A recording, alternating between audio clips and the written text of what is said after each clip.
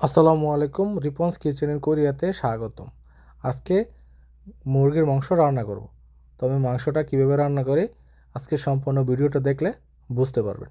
তো প্রথমে আমি মাংসগুলো কেটে সুন্দর করে পরিষ্কার করে ধুয়ে নিছি।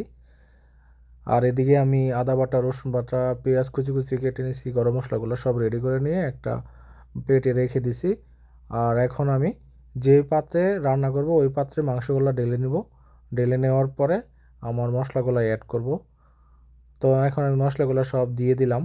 মশলাগুলো দেওয়া হয়ে গেছে, লবণ দিয়ে নিলাম, মরিচের গুঁড়া দিলাম 1 চামচ, হলুদের গুঁড়া 1 চামচ, গরম মশলা 1 চামচ, ধনিয়ার গুঁড়া 1 চামচ দিয়ে এখন রান্নার তেলটা দিয়ে দেব পরিমাণ মতো। প্রায় আমি 200 গ্রাম তেল দিছি। 200 গ্রাম তেল দিয়ে আমি সুন্দর করে এখন মিক্সড করে নেব। তো আমি হাত দিয়ে মিক্স না করে চামচ দিয়ে মিক্স করতেছি। সুন্দর করে মিক্সড হয়ে গেছে।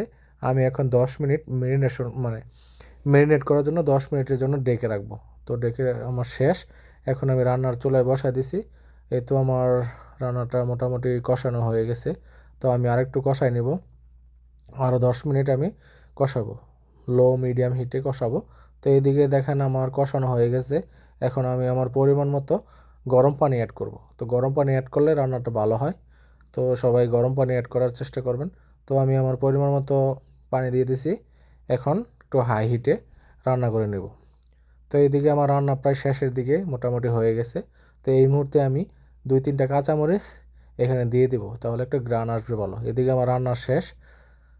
দেখুন ভালো একটা কালার আসছে আর খেতেও বেশ মজা হয়েছে। অবশ্যই কেমন হলো সবাই জানাবেন। সবাইকে ধন্যবাদ।